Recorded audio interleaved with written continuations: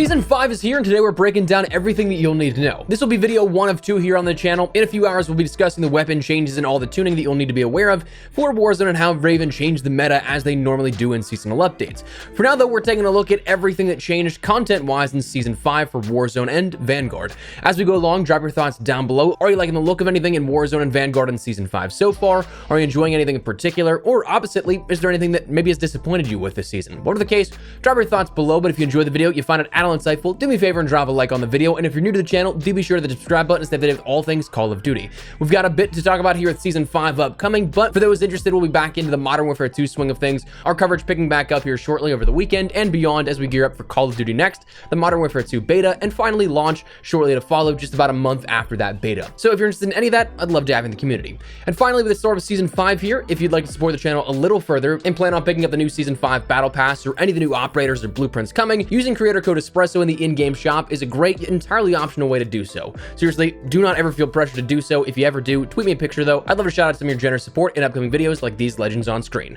But for now, let's take a look at the update and what changed for Warzone and Vanguard in Season 5. Now, the first thing, of course, to kind of round out the new season is a new Battle Pass, new 100 tiers of content, of course, unlockable in 3 different ways across various numbers of tiers you can end up getting. The completely free way granting a portion of that full 100 tiers, that granting you like 25 tiers over that 100 total for entirely free, no charge whatsoever. But both weapons of the EX1 and the RA225 are completely free as well. Both functional weapons don't cost you a dime. The other stuff is just cosmetic you can buy into. And what I mean by that is you can also buy in at $10 for that 100 tier access that grants you all 100 tiers over the course of the season, but it'll start you at tier 1. And finally, you have the option to buy that Battle Pass bundle for $20 or 2,400 COD points. That grants you all access to 100 tiers for the entire season and starts you at tier 20. And I also think it throws in a bonus skin or two, but by starting you at tier 20, it also grants you one of those weapons immediately. But again, all of this is entirely up to you. The paid stuff is the cosmetic things, the functional things like the EX1 and the RA225, all they're completely free. Entirely up to you what you want to do. But the Battle Pass, that's a given every single season. Won't spend too much time on it. The new weapons of the EX1 and the RA225 are coming at tier 15 and 31 respectively. The EX1 is a laser gun coming from Advanced Warfare where, Toto, I've got a feeling we're not in World War II anymore. But jokes aside, the new weapon is rather interesting, offering a few conversions that look to make this thing pretty wild. In traditional MP, you have no limit on ammunition. You have a finite number of rounds before you can reload, if you can call that with a charge, but upon reloading, you can shoot and reload as much as your heart desires. In Warzone, however, there is that finite number of ammo that you can use all around, so you can't cheese it by comparison to Vanguard MP all that much. Haven't had a whole ton of time to play with this in Warzone yet, but I'm curious to see how this stacks up. Now, the RA225, this SMG, had some fun playing against bots with it. I'm curious to see if it lives up to the hype and expectations we may have for it. And honestly, I'd be kind of cool if it takes some sort of meta weapon spot here. The Armaguerra, the Blixen, and the rest of the SMG meta right now could use a bit of a shakeup, I think, in Warzone. Something a bit more fresh into that equation. But like I said, more on the meta talk in a little bit with the second video of the day.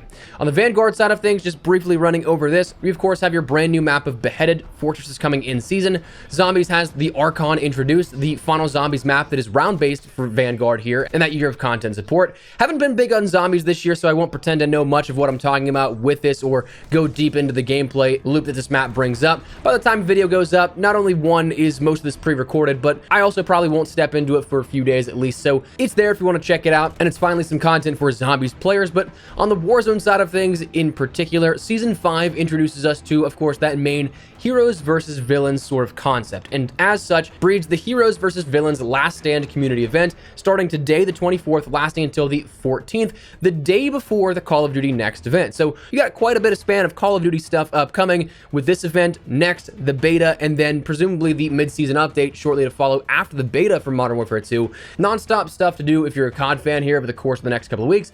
But this event is going to be similar to the Rebirth event that we had, but updated for Season 5 with new items that you can end up unlocking and as a community working towards earning. This all is focused around Operation Last Call, a brand new game mode here for this event, inspired by Search and Destroy, where you can choose to either defend Caldera by defusing bombs around the island or sabotage it by detonating the explosives at designated bomb sites. It's stated you can witness 2 different outcomes depending on your performance and your intent for chaos. Now, this takes place across the entirety of Caldera, so gonna be interesting. It's a very large map mode here and very much so different thing than what we've experienced in traditional Battle Royale, but I'm all for trying it out.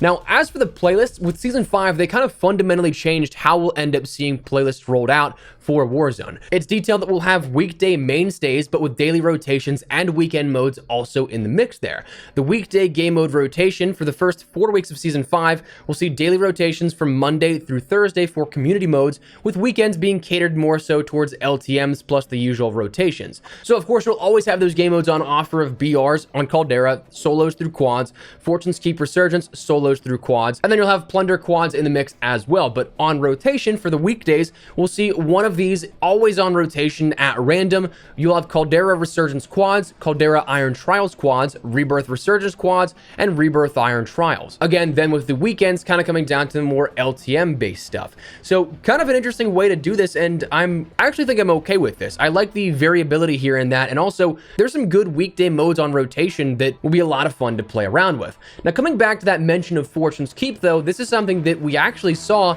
finally an increase to the player count overall for Fortune's Keep. Solos now has 50 players up from 45, Duos has 50 players up from 46, Trios has 51 players up from 45, and Quads has 52 players up from 40. So that chaos on Fortune's Keep just got a little bit more chaotic. So if you want to grind out new high kill games, this is a great way to do so. Now, in tandem with those increases in player counts, there have been an increase in availability of supply boxes so that looting isn't just something that goes by the wayside, or late game, you don't have a tough time trying to regain because everybody's looted everything up and there's more players on the field.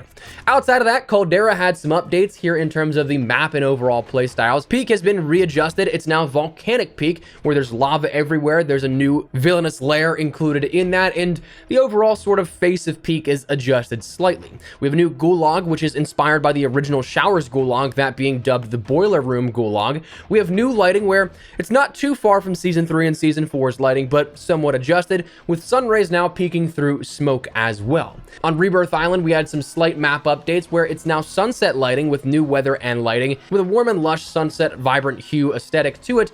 But the cool thing with Rebirth Island is that in week 2 of Season 5 here, we'll see included Rebirth After Dark solos to quads. Now, Rebirth After Dark is that sort of Rebirth of the Undead zombies, darker nighttime aesthetic, but without the zombies, just as your regular sort of lighting. So we're going to have variants here introduced over the course of the season, and I'm interested in how that plays out.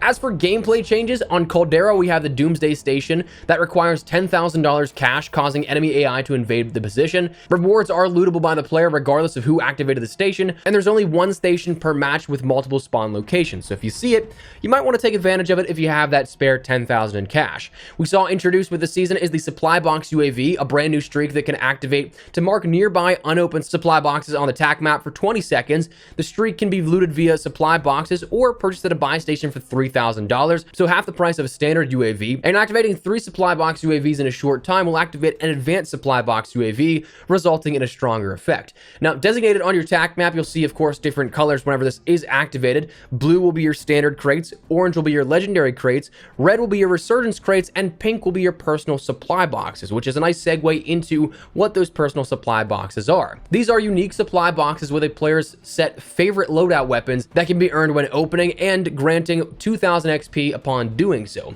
Now, to set your favorite weapon, that's something you can do in your creator class, so that gives that favorite weapon feature a little bit more weight as opposed to it just showing up in your pregame lobby, whatever your operator is holding. So interesting to see. The caveat here with this is that if you do open a personal supply box, while it kind of seems like you're getting your loadouts, this doesn't grant any perks, just your weapons. So kind of half your loadout. Then also introduced is the Rage Serum, a brand new field upgrade where players can use this to boost their close quarters capabilities for 40 seconds, granting positive effects of movement speed increases by 8%, damage with melee weapons or while unarmed increased by 50%, your lunge distance is increased to 3.2 meters, which is up from 1.4, and melee stun power increases by 50%. Now, there are downsides, some drawbacks here to this, where players will have a louder presence, they'll be a bit more audibly apparent, there's a visible rage effect on the operator, and they're more vulnerable to stuns and flashes by 40% more, though that can be countered by battle hardened. So those are the new gameplay changes and features added in, but let's talk about some quality of life changes before we wrap everything up, because there was a decent bit here that does actually make this a pretty solid update for quality of life, even though this is the final season of Warzone 1 before we move over into Modern Warfare 2 and Warzone 2. Firstly, starting out with precision airstrikes. They stated that in the absence of recent changes to the airstrike behavior, they've seen an uptick in player sentiment and discussion around the airstrikes. So what they did is they improved the UI notification to be more consistent where the target is versus where other enemies could be, meaning that just sort of notification you get does become a little bit more accurate. They also implemented a fix where airstrikes are not hitting the landing site, instead hitting the player from behind unexpectedly. And this comes down to some verticality. So let's just theorize that you're above the player in terms of elevation. You're looking down on that player that you're calling the airstrike in. Now, this unfortunately would sometimes result in the airstrike coming in from behind you, and because the way the airstrike comes in at about a 45-degree angle or something like that, it would then strike the player that called it in on higher elevation while on the way to that target down below. So if that's the case, this should now end up accounting for that and then coming in at a different angle so the player that called it in is not actually in any danger. So big change there for sure, and a welcome change at that. They also added a danger UI notification if the player calling it in is too close to that splash damage location. Some good changes if you ask me. They stated they'll be further monitoring it to see what happens after this update. The C4 ground loot appearance now sits horizontally so that it doesn't look too much like perk satchels anymore. The gas mask now has an auto and manual equipping setting where functionality is now added to the quick inventory to allow the user to toggle on and off that gas mask, and it's now the first item in that quick inventory. There's an option available in the in-game overall options menu that allows the toggle in-game, so make sure you turn that on as well. The buy station saw some updates, of course, adding the supply box UAV to the buy stations, and the buy station inventory will now scroll in order to display all items on offer, with a loadout drop marker still remaining at the bottom for muscle memory. Now, it was stated that either at launch or in season here shortly thereafter the seasonal launch, it was down to the wire. They weren't quite sure in a pre-briefing that we had if it would make it at launch or just after, but the loadout crate UI selection is going to be reverting that loadout selection change where it defaults to the top every single time, where instead we're going to be going back to that last selected and set choice with your loadouts, which I think is a really good idea here. It allows for a lot more quick access to your loadout if you need to get it in a pinch situation. So fingers crossed that's added in as of the update. Planes will no longer respawn during Battle Royale matches, but will continue to respawn in Plunder. And then we saw some adjustments to perks of Serpentine and Battle Hardened. Serpentine will no longer decrease the fire damage, and explosive damage is no longer decreased as well. Battle Hardened got a slight buff here in which stuns and flash resistance is increased to 80%, up from 50% and 70% respectively. And they stated there's a surprise in store for Season 5, so don't know what that means with Battle Hardened, but we'll see with the Reloaded update. And then weapons, we'll of course get to those a little bit later on down the line, but they stated their goal is to increase the meta here and the health of that meta, offering more weapons as viable uses in Season 5. So that said, that is Season 5 in a nutshell, the update and everything that came along with the content and gameplay changes alike for Vanguard and Warzone. So that's what we're gonna call it. I'd love to get your thoughts and feedback down there in the comment section down below. What are you guys thinking here of this new update? Like it, dislike it, whatever the case, drop your thoughts below. But if you enjoyed the video, you found it at all insightful, do me a favor and drop a like on the video. And if you're new to the channel, make sure that subscribe button so you don't miss a single thing. We're doing all things Warzone Season 5 here upcoming, Modern Warfare 2 once we get back into the swing of things with a weekend and next week upcoming, and anything COD related, we'll keep the date. So if you guys are at all interested, I'd love to have you in the community. But for now, that's what we're gonna call it. Thanks so much for watching. My name is Espresso. I'll see you guys later. Take care and hope you enjoy Season 5. Peace.